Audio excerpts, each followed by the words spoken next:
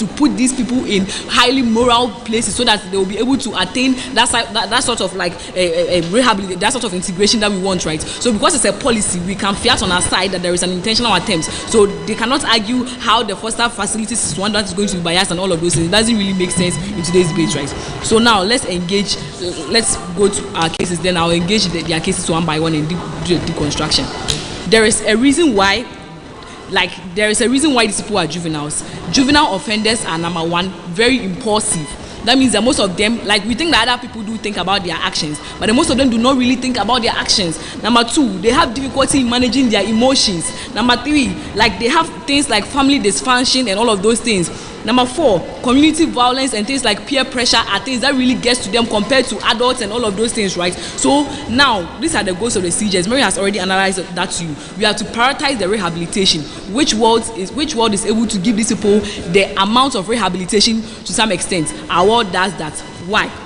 This is true because our first case is on how urgent these things have become. Panel. For a policy to, like, for we to pass a policy, there should be something that is necessitating the policy. What is the urgency? Anytime, like, the problem in status quo, and the reason why we think that there is an urgent need for this is because anytime that we take these juveniles back to their homes, we see that we are not able to end the cycle of crime. That's why prisons keep, like, we are having a lot of people being in prisons. Prisons are becoming, we have a lot of people being in prison. Prisons are becoming overburdened because we have a lot of people there. It is difficult for the state to necessarily, like, break the cycle of crimes. So our policy is one that gives us some sort of solvency to some extent. Mary analyzes that to you. I'm going to analyze how our world gives some sort of solvency. We are more proximate to solvency, right? We think that the environment significantly shapes the way and manner in which juveniles think. This is not about adults. Maybe adults will be able to scout and know that because I've gone through rehabilitation, I should be able to, like, integrate in society. But juveniles are not like that because because of their cognitive dissonance and how they think, right? We think that society is a main factor for them to be continuously doing those things, right? Then the fact that these crime-prone areas continuously justified wrongdoings, right? So it means that these people do not even understand the need for that rehabilitation in the first place, right? So our word is one that gives these people some sort of solvency because you remove them from the very source of the crime that is being committed, right? The second thing is that we enhance rehabilitation through access to resources. Why is this important? The state pumps a lot of resources to even help these people rehabilitate in the first place. So it means that the state still continuously have an incentive to give these people resources for them to be able to access things like economic benefits, things like economic benefits, etc. So that these people will be able to become good people within society. I'm not arguing that all of them will become good people. They cannot come and say that that's the argument. I'm saying that that's the intent. So if these people become good people, that means that the impact of that is that we are able to use these people to necessarily get back the same money that's, like, we pumped into them, because now they become very productive to the economy of the state, right? That's something that you should really prioritize in today's debate, right? So the next thing that we are also going to argue is on how. The next thing that we are going to argue is that these people have, if they think that status quo is better, because that's what I'm saying, the debate is happening, there is an urgency for this policy to be passed. If they think that the status quo is better, they have to show us, like, how the problems in status quo do not need any solvency, or they have to provide an alternative that's going to help the cycle of crime break. So you cannot say that you don't support this policy, that we should continuously be in shackles. The government shouldn't take any action for the crimes that are being committed and all of those things. Their word is problematic. Now let's engage open opposition. My time. They are saying that our world is not sustainable because of the nature of foster care facilities, because we are overburdening the foster care facilities and all of those things. Number one, we think that the government invest in things like scholarships and all of those things because of the known, even though they know that some of the people might die and all of those things, but they continuously do things like scholarship for people because they know that there is a potential for these people to be able to change and help societal good, right? So the government continuously have an incentive to continuously pump money into rehabilitation for us to help society, right? So the second response to that sustainability case is that from our policy, we think that things like the government use a lot of money to even correct the rehabilitation in the first place. So it means that the government continuously have an incentive to want this rehabilitation to be effective, right? That's why I'm saying that this debate is not about adults. So these are juveniles. You have to understand the context within which this debate works, right? We are we are tired of closing teams using other words and nice words to come and frame what we've said. so that they will win the debates. For them to win the debates, their impact should be exclusive of ours. If their impact is exclusive of ours, they should show us why their impact is very important compared to ours, right? They cannot just use correct English and just come and say that they win today's because of 2 or 3 analysis, right? So we've proven to you why we win today's debates. There is no world where opposition is not fourth and fifth, right? Thank you very much. Thank you.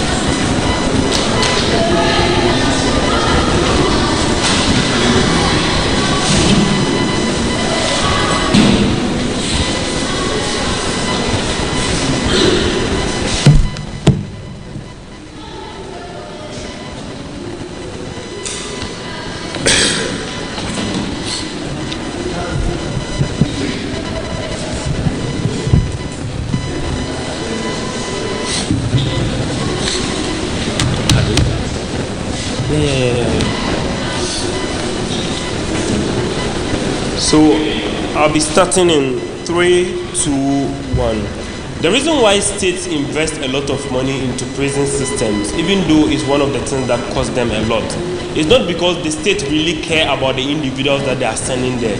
Because if it was in the favor of the state, they wouldn't even punish the people to let them suffer that much. But it's because of 2 things. Because 1, the state wants those people to come back to the society as better individuals because they care about the life of those people. But the second thing that OG ignores is that the state cares about the community itself, that is, take out the bad nuts at every point in time and make sure that in the long run, the whole community becomes a good thing. The reason why the state always doesn't leave people in prison for all years, but bring them back to society, is because the state necessarily believes in the system that they have established to reinforce within society, that is, the prisoners that they have rehabilitated becoming the good messengers, influencing people, etc. The United States of America and the United Kingdom over the years have established a system in black communities, that is, take children that have committed crimes, put them in prisons, bring them out and send them to white communities because you think those are the best places that they can live. What have been the problem? The problem have been 2 things. It has been 1, the thing that Chris tells you, how most of these white people have been hating on these black children and treating them in very bad ways which are not even human deserving. But then the second thing is how a lot of black communities are no longer willing to work with the state on either giving them criminals, etc. That's why in black movies you hear things like, I don't want to be a snitch, I don't want to be the bad nut, etc. It's because these families believe that whenever their people go, they no longer return to them. So even when somebody kills another person, we keep mute because we don't want a member of the community to live without returning. They ignore all of those problems. That's why they lose in the opening half. But then how do we solve that in our world? In our world, we give these families an incentive to even voice out if it's a member of their family who have committed these crimes. Why? Because most black members, the reason why we keep on mentioning black people is because, let me do this. How does crime-prone areas look like? See, these areas do not look like Labadi and East Legon. These areas look like, let me give you a relative example, Choco, Nima, etc. These are areas that the individuals are hungry. These are areas that the government itself have ignored over the years. These are areas that the people do not have sources to education. These are areas that these people do not have opportunities that they can use. It looks like how that child in Nima knows a lot in computer but doesn't have any kind of scholarship to go to Harvard. What is the alternative? Become a scammer and scam people within America, etc. because you still need to survive in the long run. What then it means is that the structural system within these places themselves have become incentives to let these people commit these kind of crimes in the long run. What it means is that even if you send these children to the new juvenile homes, there are more people within the community of Nima who are still going to scam people, who are still going to shoot people, etc. The problem of rehabilitating and maintaining the community in a good shape is one that is ignored in our world in the long run. But then they make communities that are prone with criminals look like they are so stupid, they don't care about anything that is happening.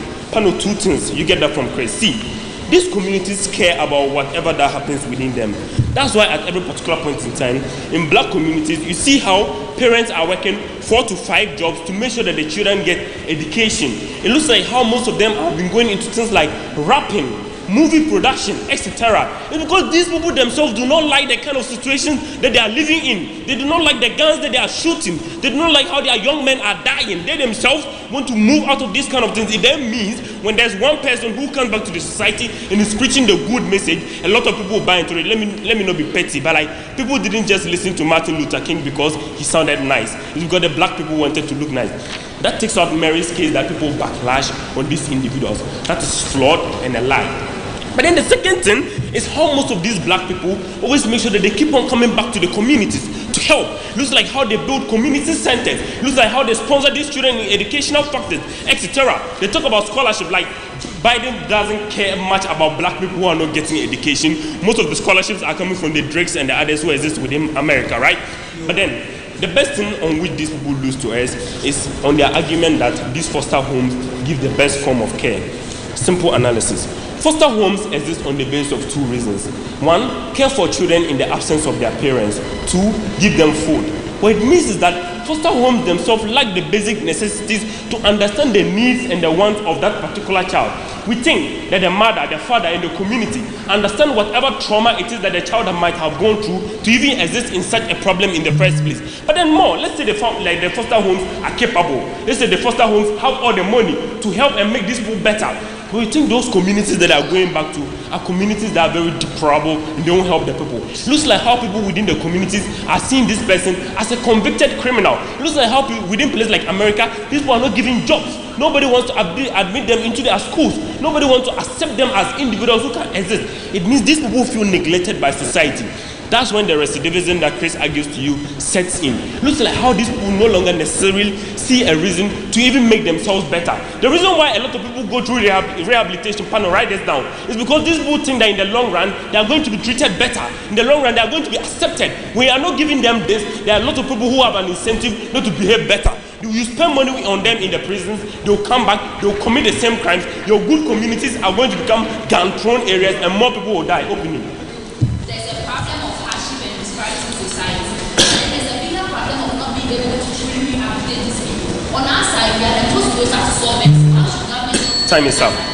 See, we've already given a lot of things. Mary is not listening. See, we give these people a better reason to rehabilitate. One, they return to their families.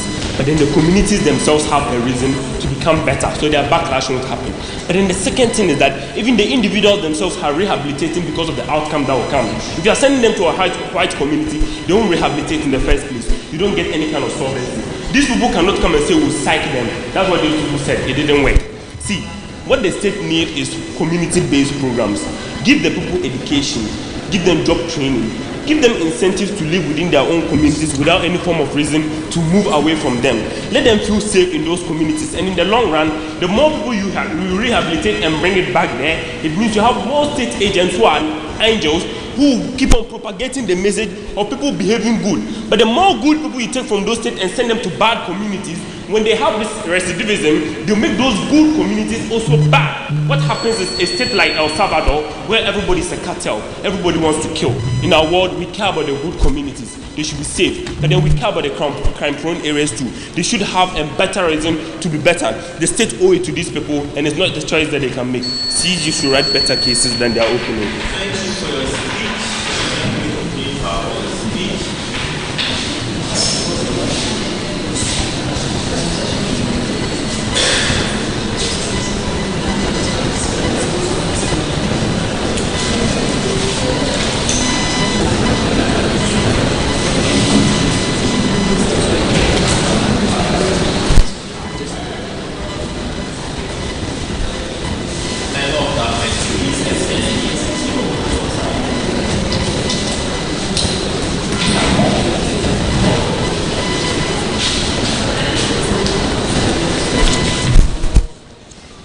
Guys, can I get to the business line now, please?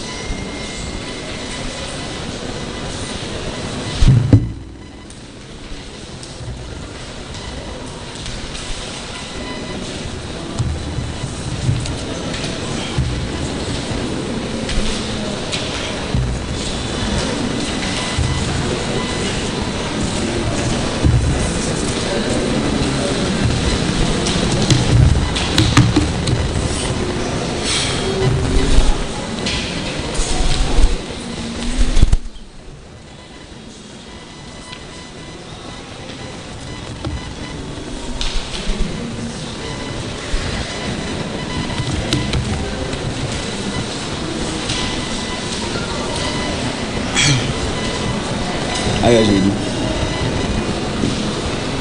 Okay, so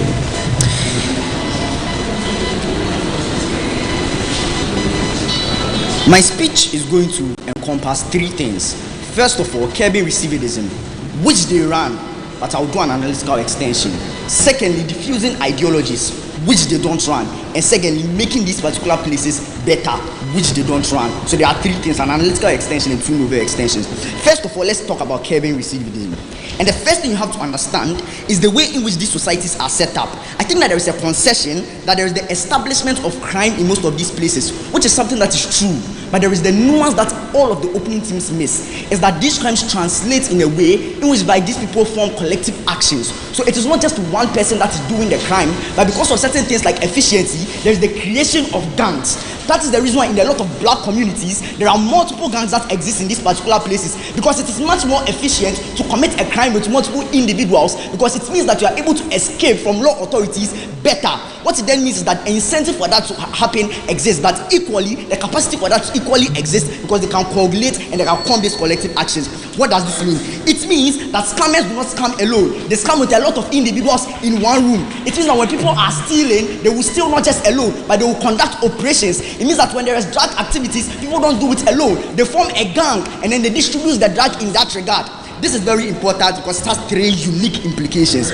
One, you are introduced, I'll take you. One, you are introduced to a lifetime of crime from the very moment whereby you were born, because the reality you saw is a reality of crime. These individuals are individuals that their parents had to engage in the crime in of themselves, because their parents will not get access to the structures. What this then means is that the very indoctrination in which you are assessed to is one that says that crime is something that is inherently a way for you to find access to money. It means that these individuals actively get away from certain things like school, even when it's an alternative that exists for them because of that sort of indoctrination. Second implication, which is equally unique. Two is that it characterizes your self-worth. So it means that individuals are recognized as individuals that are important in society or worth in society, whereby we can say you are guy, you are a hard person, you are that man, at the point whereby you are able to engage in these particular things. It means that a lot of these other individuals don't even engage in a crime are seen as the weaker individuals. You are dumb, you are not that guy, because they consistently propagates that particular message that entrenches that particular narrative, and it's that sort of indoctrination. Three is because of the the socialization that's happening. You cannot be that person that excludes himself from a prime crime area that everybody is committing crime. Why? Because it means that you are different. We are social beings. At every single point in time, we want to affiliate with other individuals, and that's absolutely the reason why opening government case makes sense about peer pressure. Because of the idea that you will be isolated, you are pressured to join these particular individuals with that regard. Their case makes sense. But we are the ones who are able to properly analyze this, right? What are the three impacts of this? One is that you are able to create a system whereby you better the lives of these individuals, because the comparative is the flip side of these particular societies. What does this mean? There is less crime. There is less indoctrination of these particular things. There is more resources into state structures. Every single thing that exists in these crime-prone areas are things that exist on the flip side. It means that the sort of introduction, like a socialization you are introduced to, is one that will isolate you from that crime. If you have a thought of crime, everybody in that good society will paint you as the bad guy. Because of that mechanism of you not wanting to be socially isolated, you are most likely going to buy into that ideology. It means that the mechanism for change that they talk about is something that can be realized and actualized. It means that the recidivism that they talk about is something that is important. Second is about our unique extensions, and this primarily comes from the extension. It's usually not from the bosses. It's usually from these petty small individuals that actually do these particular things. These ground operators that do these things. The reason why this is important is that if you can consistently remove these juveniles that do these ground operations to other places, you slowly diffuse these particular criminal gangs in that regard. We are not saying that we will absolutely remove these gangs, but at least there is a step in the right direction whereby we can consistently help these things. Why is this something that is important? It's because the very reason why governments can't provide infrastructure and things for these people is because of the gangs. If you do something as a government, they will destroy it in a form of hooliganism. They will consistently indoctrinate individuals not to engage in education, education, because when people engage in education, it weakens their power as gangs that exist. What it then means is that they always have the incentive to propagate this existing message in a way that they are able to corrupt a lot of individuals in that regard. The way in which you diffuse these gangs is to diffuse their power by sending these particular individuals to other places in that regard. It means that there is a solution to these particular gangs in that regard. They cannot say gangs do not exist, because this is reality. A lot of black neighborhoods have gangs, and there's something that exists. I've even proven to you why analytically something that is true. They have to take away the analysis in that regard. I'll take you. If the juvenile is being reduced, that means that the crime that is extremely dangerous. If so, they will be tried as an adult. Coming in a group is a major crime, and you are only a juvenile for at most 7 years. They can come and run guns and major crimes to this. Exactly.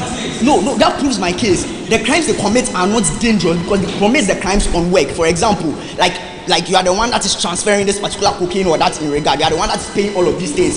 But equally, if you are a juvenile, it does not matter the severity of the crime. You are tried as a juvenile. Like, don't let them run that case in that regard. But equally, they are able to diffuse these things in that regard. What is the third extension that we bring and how we diffuse ideologies? Because I think that opening opposition is actually right. A lot of these neighborhoods are racist individuals that will consistently backlash at you, and that gives them the edge over opening government, where they consistently tell you that these individuals are not in safe spaces. How do we actually solve this? Is the way in which individuals become racist. Recognize that it's as a result of indoctrination, but the reason why their perception don't change is because they never interact with these particular individuals in that regard. Because for your whole life you have existed in a cocoon and you've never been able to see the outside perspective of what these individuals could be. Why is this something is important? Insofar as we have proven to you why there is a higher likelihood of change when these people go into these places, it means that people can then view these individuals and say, they are actually not that bad, they are actually not that evil individuals, because they can see it through an objective lens, and it's most likely going to erode their indoctrination. We are not saying we solve racism 100%. We say to an extent, we actually help these particular individuals to be able to erode this particular to be able to erode these particular ideologies in that regard. Why is that something important? It flips their very claim, because they don't solve racism. People will consistently be sent into their same community. They will consistently commit the same crimes. They will go back to the prison in that regard. You keep them in their cocoons, and these people don't get that sort of interaction that is necessary, because on a random day, a white person won't walk into a black neighborhood just for fun. What it then is that we are able to create that particular sort of interaction. That is something that is inherently important. And I want you to really look at this, right? The only way in which they can beat us is to take away the structure of our case and the exact thing that we say. They cannot say gangs do not exist, because they do. But even independent of all of those things, we show you why there are two novel extensions in which we are able to prove in today's debate. Opening government does an extent to do a good job. We do better than them. We are proud to be CG.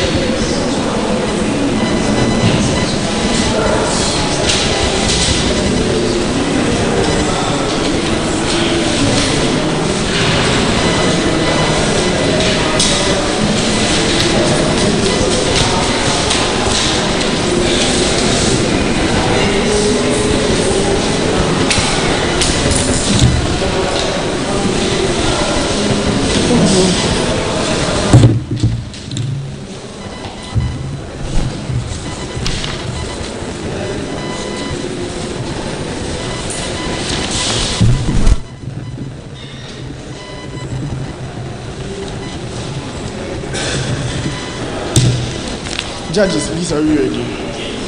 Okay.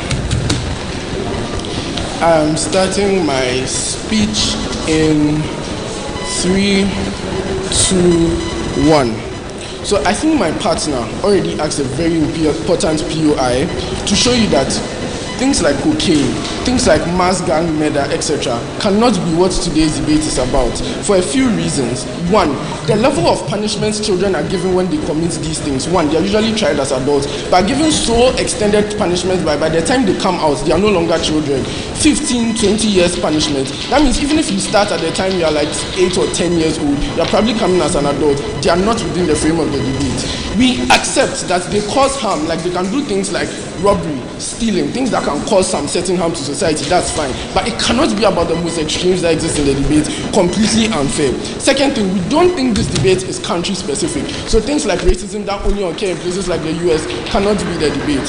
What then is the debate about coming from CEO? One, why it is important for government to feel that they have a limited amount of time to be able to influence and affect a child's life, especially at a point in time where they are part of the culpability and that they believe that an intervention must be made to the child. What do we say?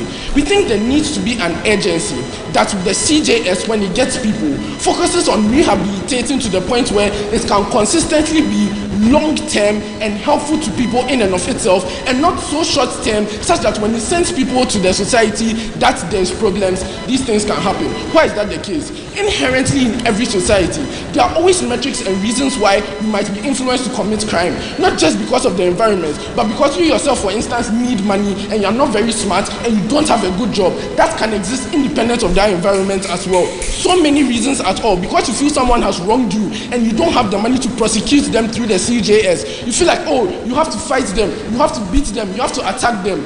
Also, even in those crime-prone areas, I think it's largely agreed that these societies, the states, have the responsibility to fix these places, and haven't actually fixed them. They failed the state. What then the state needs to do is that in a situation where there can be so many situations after someone leaves the CJS that they can justify to themselves why they should commit a crime, or that there are deterministic factors that can make you commit a crime, you focus on the rehabilitation metric to be so continuous and for so much of perpetuity that it is not enough that when they go into somewhere that is objectively or slightly bad, that they fall back to these crimes or commit recidivism.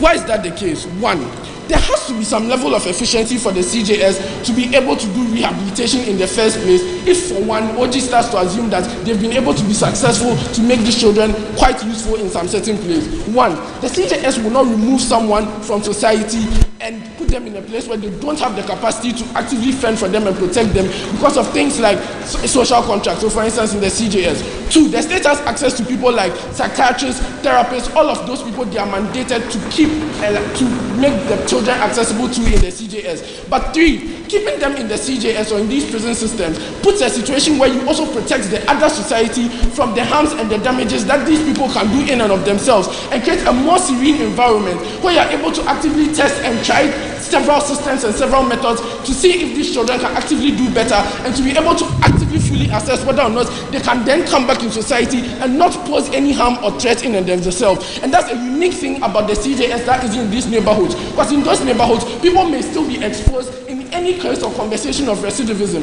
Insofar as they have analysis of recidivism and they have analysis of recidivism, it means that opportunity and capacity for it to exist always happens. But also secondly, because when you do this in the CJS, it enhances the deterrence factor that exists in status quo.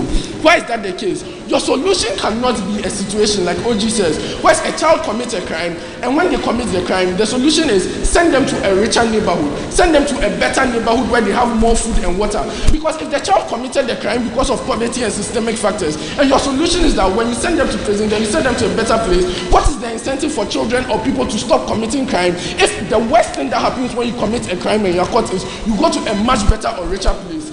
Deterrence doesn't happen in their world. Deterrence is better, and it's one of the government's biggest flex to be able to stop crime and harm from happening in society. What is the proof of this? Why don't I just come to the panel and slap any one of you? Why don't we just go and beat or stab any judge that gives you feedback you don't like? Because you are completely aware of the harms and damages you will go through, that you will be sent to prison, that you will be sued, that you will be made to pay a fine, etc. Insofar as deterrence is the biggest way by which the CJS actively makes sure that society is perfect and like society is safe and stops crime from happening on a daily basis. A world where you tell children that, oh, after you commit a crime, you can send to a richer or much, like you didn't take any of us. So I will be charitable to take you, very charitable, but I'm not taking you now. It's not a world where you maintain that deterrence to, or inflict that fear or that kind of idea in children, especially those who are most susceptible to things like fear and those emotional things, to be able to resonate with the CJS. What we need is a capacity for the CJS to say that no, we have children for a limited amount of time. You don't have the capacity to have them all their lives. We are going to put in our best to ensure rehabilitation for them. We are going to put in our best experts, our best psychologists, our best psychiatrists in those places where they are not exposed to cause any harm to anybody anybody at all, because the bigger society also has to be protected. These good neighborhoods also have to be protected from all the sorts of possible harms that can be done. But you cannot give the state an accountability measure to say it has washed its hands off from the culpability for these children. Because in a situation where the state says, oh, we put them in foster homes, and in these foster homes, they are somehow able to be better or be good, or they fall into recidivism, we say that, well, we tried our best, we put them in a different home and it didn't work, and we've been active in their lives, but you don't actually take all the measures to make sure that these children are perfect. It wouldn't make sense. And there are lots of reasons why foster homes in and of themselves are not perfect. One, we think the lack of relatability that these children have to these people, insofar as they don't identify with them fully, is a problem. But two, there is no long-term commitment, because in foster home, they constantly have a child for like 1 year or 2 years, and go to have another child, and go to have another child. They are not completely dependent on these children. Parents, however, invest usually their whole life's worth into their children, paying their education, paying their hospital bills, staying with them when they are sick, etc. A parent is inherently going to be willing to risk their lives for these children and do their best for these children. What is the principle there? Children are not born into this world with consent. What it means is that the best capacity for anybody to do is put them in the hands of someone who is willing to move heaven and earth to ensure they are protected or ensure the best thing happens for them. We've seen the analysis of how parents probably want the best for the children. They commit the crimes because of the society, etc. The state inherently putting them in foster care people where they don't always check these people, or where there are always these inherent problems that exist because of the relatability metric, etc. It's always a problem that exists in status quo. At the end of the day, we say that the state needs to realize they have children for a short time, so that they put in their everything to making sure these children are better in the environment. They can't hurt anybody at all, as compared to the rest. If the CJS is that efficient and that helpful, for that reason, we are proud to propose.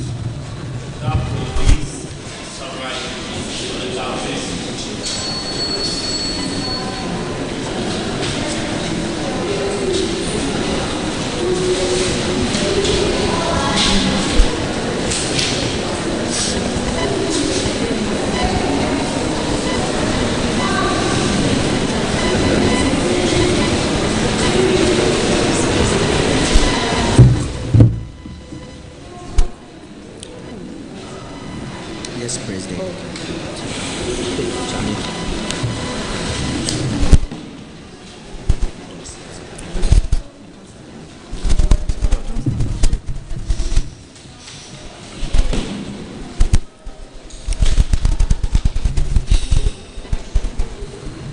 Beginning my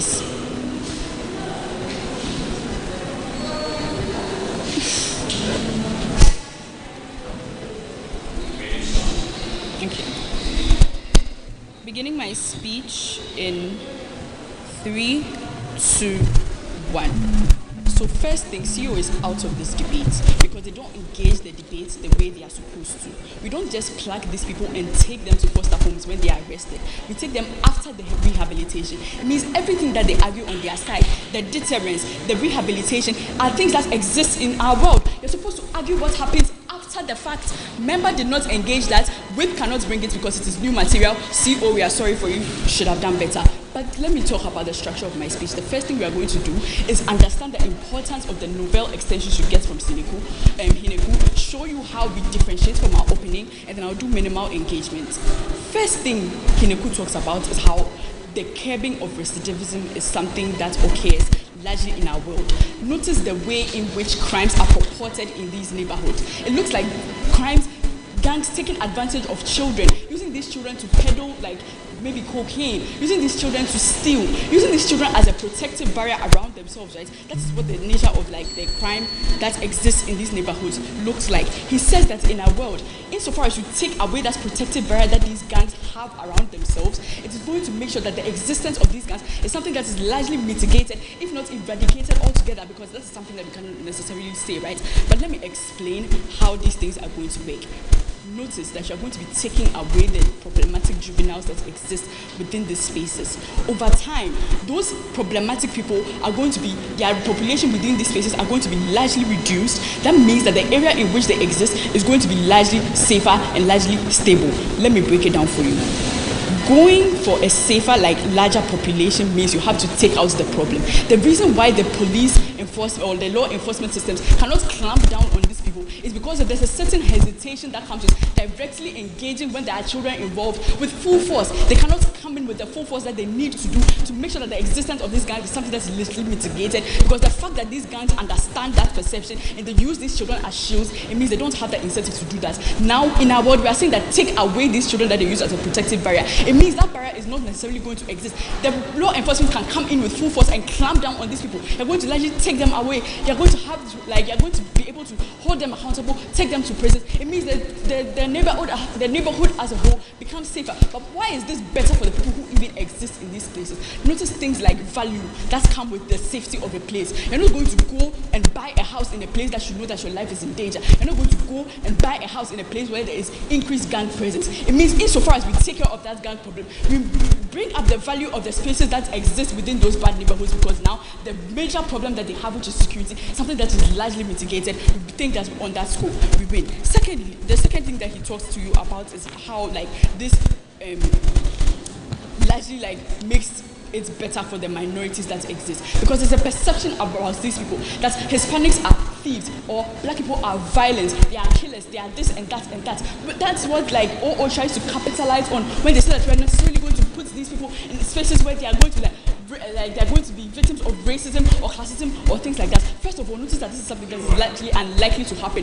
Why? Because the government has the incentive to make sure that whatever place they are going to put you in, they are still responsible for you. So they're going to put you in a place that is not an endangerment to your life and an endangerment to your existence. But even in the events that they put you in a place where these lower level forms of racism exist, notice things that happen like exposure therapy. The more they are able to relate and engage with these people, the more those harmful sentiments that exist that are entrenched are changed. It means in our world we take care of things that exist like hardened racism, because people are able to engage with these people better even if they don't have the incentive to grow of their own volition. We put these people in spaces where they are forced to react to them. We take away that harmful thing. But then the next thing that we talk about to you is how it is better for them to exist, these problematic youth to exist within these spaces, because now we have better facilities to monitor them. Notice that they are going to be put in good neighborhoods, right? It means their people are going to be more incentivized to make sure that the neighborhoods remain safe, remain valuable, remain places that maintain that high standard that comes with being a good neighborhood. It means there are going to be more eyes watching them, because if you fuck up, they make sure that they hold you accountable. They don't want their neighborhood to be the place where you hear that somebody has gone to shoot somebody. They don't want to be in their neighborhood to be the place where somebody has gone to rape somebody. It means people are going to be actively watching you, because everything that you do affects their neighborhood. They don't want their neighborhood to go down. We believe that it is better for them, because this monetization, like the monitoring and scrutiny, is something that you cannot get insofar as you put these people back into the societies where they exist. Because notice things like, high populations within these spaces, right? It means the foster homes that exist in those places are largely overrun, because there are so many people in those spaces that exist that need their help. There are so many children that they don't have the time to effectively monitor them. But largely when you take them away from those spaces and you take them to places where they are now the minority, it means there are more people going to be watching them more effectively. More scrutiny is something that is going to be happening in our world. They believe that the best way to ensure that these people don't necessarily fall back to their ways is in a way where we are able to identify their problem signals and make sure that we mitigate it before it even boils up into something like necessarily problematic, right? But then let's do some minor engagement. OO's biggest case is that we should solve the root cause of the problem. We solve the root cause of the problem because we make sure that we've explained how taking away the presence of these problematic youth makes the life that exists within that problematic spaces better. So we solve the problem. Because of the fact that we don't directly engage the problem doesn't mean we don't solve the problem. We solve the problem, we solve it in a unique way. I've already analyzed to you how that happens. Secondly, just talk about how they're going to have community-based programs. You can bring people in to teach these people skills and so on and so forth. The government is not going to send people into places where they know that their lives are in danger, their resources are in danger. Things like that are things that the government is largely not going to be incentivized to do. Why? Because now they have to answer for it. Why did you knowingly send these people to the places where you know that people are shooting, people are stealing, people are doing X, Y, and Z? It means that in their world, that incentive is something that is largely flawed, because the government is not knowingly going to put you in a place where they know that they have to answer for you. They are going to put you in a place of danger. Those alternatives are things that we believe do not exist. But then their biggest case, regardless of the fact that they didn't even engage the debate. But let's be charitable and assume they said something sensible. They said there's going to be a sense of urgency, and the way that you deal with that is having to keep the kids for long term. Notice that these are children. Their formative years are very, very important. Notice the structure of juvenile facilities. They are put under a strict schedule. They are not allowed to interact on like in a way that children are likely going to interact. Playtimes, stuff like that are things that don't exist. You entrench all the negative things that make them want to revolt, because children are revoltory by nature. They want to like go against authorities in a way where you make sure that you are putting them into like constrained spaces for longer amounts of time. Believe is not the way to deal with the problem. We are the ones that deal with the root cause. Proud to propose.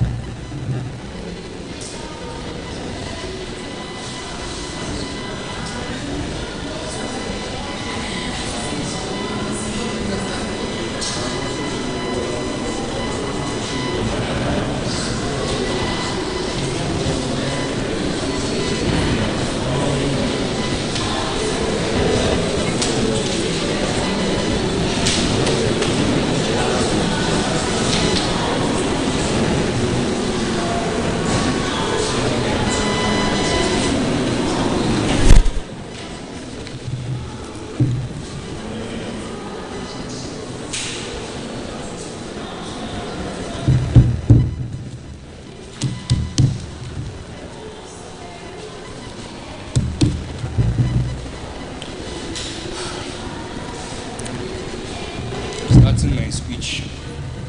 Right.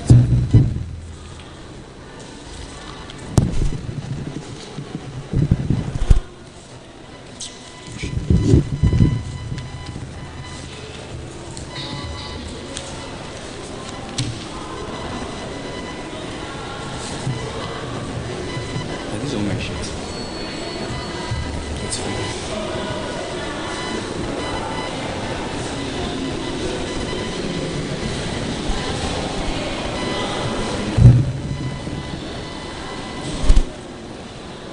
Starting my speech, 3, 2, 1. So the first thing these people come and say in their speech is that, oh, we are not engaging the debate because the people are going to prison into this debate and therefore they are going through rehabilitation already, and that's why like we can't really engage the debate. We think this is fallacious for a number of reasons. Number one, the reason why their world seeks to do something is because they feel that when they go back to their original crime-prone areas, the rehabilitation is going to be undone. What that means is that to a certain capacity, there's a certain assumption or there's a certain belief in their world that the criminal justice system isn't doing enough to rehabilitate these people, to stop them, because rehabilitation exists for a number of reasons. Number one, to make sure that people, when they go back, aren't going to commit the same crimes in status quo, right? But number two, and like let's start from the top, reasons why we think rehabilitation is insufficient. Number one, we believe that rehabilitation is insufficient for a number of reasons, right? I think that the only reason why their world wants to send them to another place in the first place, in order to create that level of not undoing the harm, is because they believe that rehabilitation in status quo is insufficient to making these people not committing these crimes again. Number two, we think that if it was sufficient, they can go back to their places without having that crime undone. But number three, we already characterized in today's debate the kind of crimes which are most likely to be happening, something which directly clashes with closing government. But we think that in the conversation of juveniles and how juveniles commit crimes, the only people who are juveniles and can commit crimes and will probably get the option of potentially going back to a foster home are people who are not committing crimes like gang violence and gang stuff that they complain to this bit. But it's probably things like pilfering or like light vandalism, like painting on the wall into this bit, which can be viewed as vandalism, etc., etc.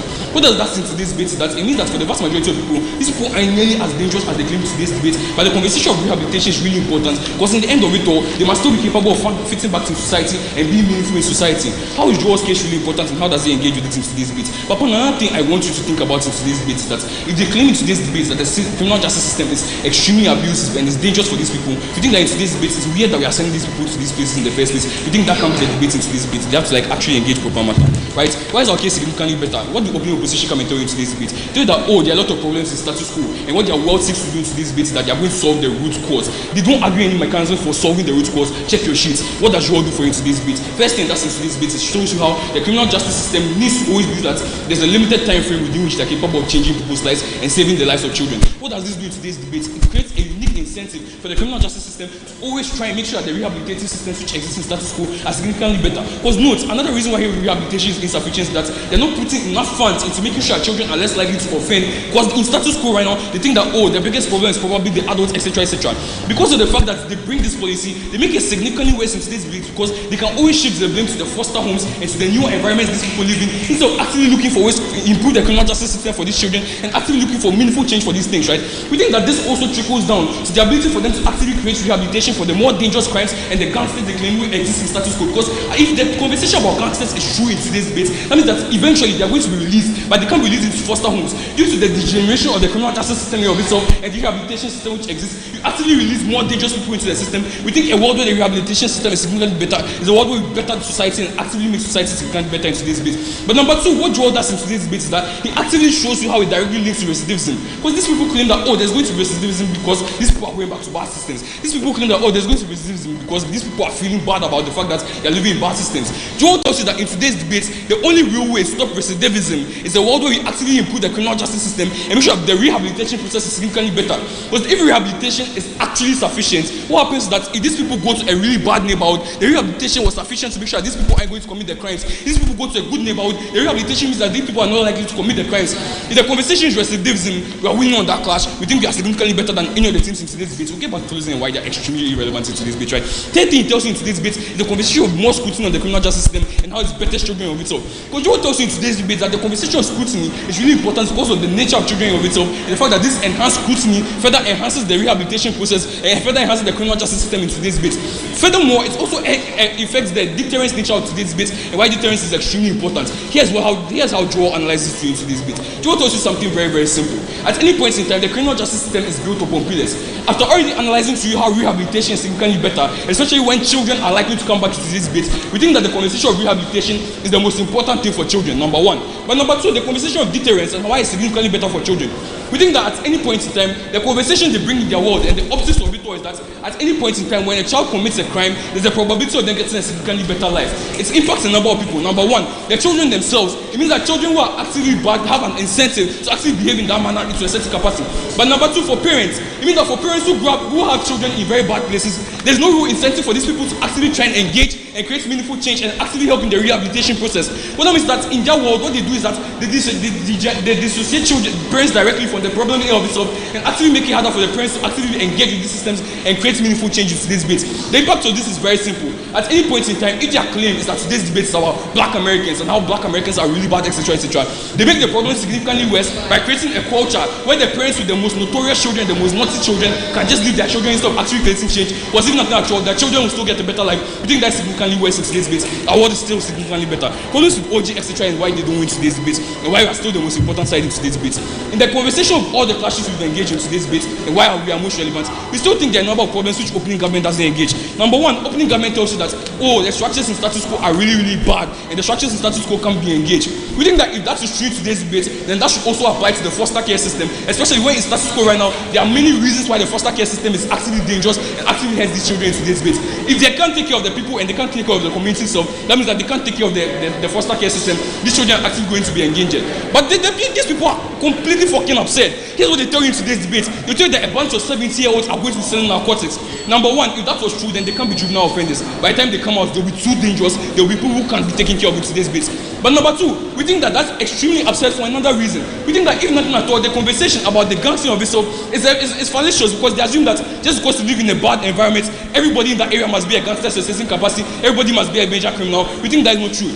But thirdly, their conversation about racism and why racism doesn't exist in today's debate is that in the end of it all, high crime areas and crime prone areas aren't just in the United States of America. The only side who engage the largest scope in today's debates and show the impacts for the greater global economy for everybody on planet Earth is closing opposition. But we actually show in today's debate that regardless of where you go, regardless of what happens, our impacts are still the same and will continue to be the same regardless of wherever you are in the world, right? The most important side is the side who can show you that even in Ghana right now, we are supposed to take this action to be detrimental. The most important side is the side who can show you a global impact and how it affects everyone in the world in today's debate.